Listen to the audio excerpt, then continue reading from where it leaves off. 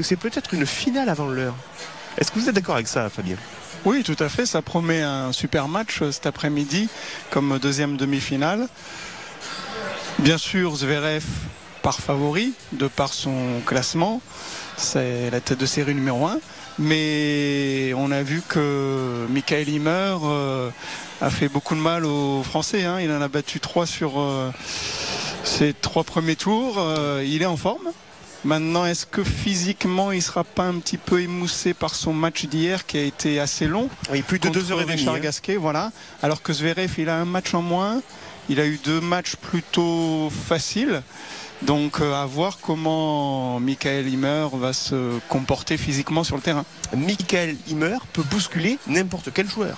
Oui, tout à fait. Il nous l'a montré à 3 reprises. Il est très régulier.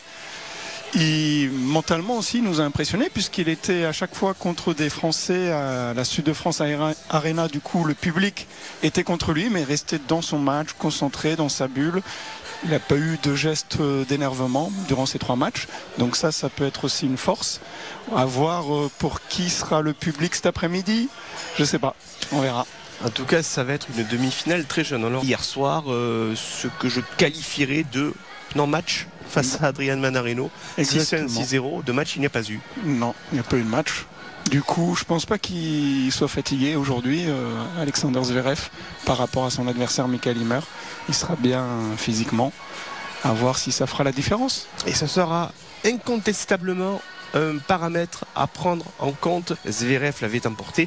Le premier match, je n'avais oublié la date, c'était le 19 octobre 2015 à Stockholm, avec 2 profils différents, puisque à Stockholm c'était en salle, mais à Roland-Garros forcément c'était sur terre battue. Oui, et puis si je peux rebondir un peu sur tout ce que vous avez dit sur les historiques de Ymer et Zverev, en 2015 c'est l'année où Ymer était encore junior, numéro 3 mondial. Il avait fait finale à Wimbledon. Je crois qu'il était aussi champion d'Europe junior. Et ils ont à peu près le même âge avec Zverev. Et du coup, je pense qu'en 2015, le niveau de jeu était quasiment comparable, oui, au vu du résultat à Stockholm. Et après, on sait que Zverev a beaucoup plus percé pour devenir numéro 3 mondial. Il a beaucoup mieux joué que Ymer. Lui, est resté plutôt aux alentours des 80, 70e mondiaux. Mais espérons qu'il va faire bonne figure contre Zverev cet après-midi. Je pense de son glorieux passé. Oui. Ouais, tout à fait. C'est vrai qu'il a un jeu complet. Michael Ymer, il a un jeu complet. Et peut-être ça va être le futur Suédois qui arrivera à atteindre le classement des 10 premiers mondiaux, espérons-le, parce que ça fait depuis un moment, je crois, le dernier c'était Söderling, oui, en 2011. 2011, il y a 11 ans. Voilà, il y a 11 ans. Avant, il y a eu Mats Wilander, Björn Borg et Stefan Edberg aussi entre les deux. Donc, espérons que ce sera le futur Suédois qui atteindra le top 10. Parce qu'il est encore jeune. Oui, tout à fait. Voilà. Donc 23 ans, il a encore l'avenir devant lui. Il y a encore un long chemin à accomplir. Et puis, expérience, il va forcément progresser au classement. Il est actuellement 83e. Et le voilà, on le voit ici à l'écran. Ils ont un petit peu tardé, les joueurs, à pénétrer sur ce court. Patrice Dominguez, avec toujours le même calme sur le visage du Suédois Michael Ymer, suivi de près par Alexander Zverev. Et déjà la première indication, la première information, c'est qu'à l'applaudimètre, eh bien, Sacha Zverev, tenant du titre, en tout cas lauréat 2017 de cet Open de Montpellier, a recueilli peut-être une ovation un petit peu plus grande. C'est peut-être une indication, Fabien. Oui, je pense. On n'a pas eu à forcer son tennis, à forcer son talent pour se qualifier pour ces demi-finales, parce qu'il avait déroulé son jeu lors du premier set. Et bon, je ne reviens pas sur l'épisode d'hier soir. Oui, tout à fait. Là, Alexander Zverev, il a eu vraiment 2 tours tranquilles, on va dire d'échauffement. Et là, la demi-finale, je pense qu'il aura plus d'adversité, hein, ça c'est sûr. Et comme vous le disiez là, par rapport à son palmarès de Zverev, qui a 1 an et demi de plus que Michael Ymer, ça peut forcément jouer aussi de par son expérience, hein, de haut niveau.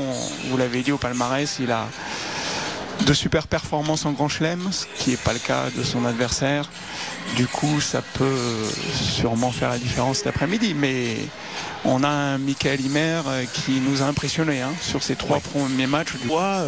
Cette régularité aussi du côté de l'Allemand à être présent de façon régulière sur des tournois, que ce soit d'ailleurs sur des surfaces dures ou des surfaces de terre battue. Tout à fait, il a régulièrement de très bons résultats en Grand Chelem, en ATP 1000, ATP 500.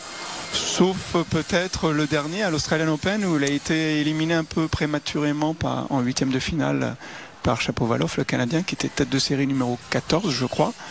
Du coup, c'est peut-être aussi pour ça qu'on l'a à Montpellier. C'est une sortie prématurée qui nous a été bénéfique quelque part. Exactement. Parce que s'il avait été en demi, je pense pas qu'il serait venu à Montpellier.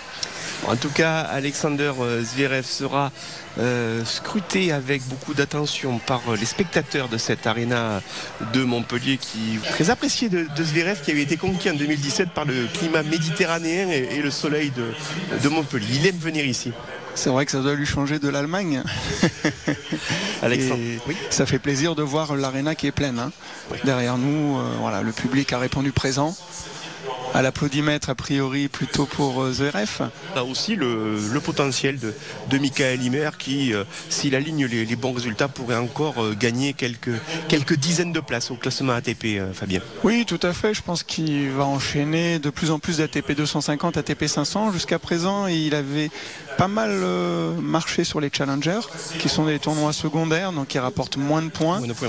C'est pour ça qu'il stagne peut-être trop au classement, qu'il faisait aussi les qualifications dans les ATP 1000, les ATP 500, les grands chelems.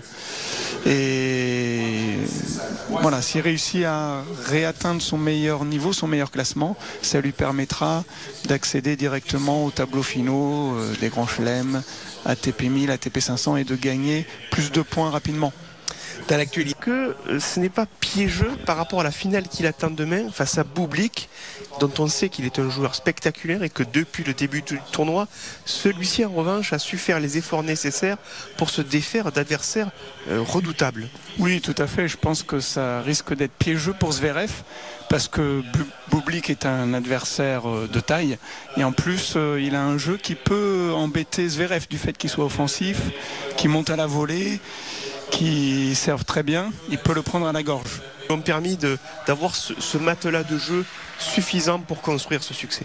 Tout à fait, il n'a pas eu à forcer, je pense, du fait de la fatigue de Ymer, mais il a installé son jeu tranquillement, sans forcer. Par contre, demain, je pense qu'il va devoir élever son niveau de jeu du fait de son adversaire qui sera au-dessus.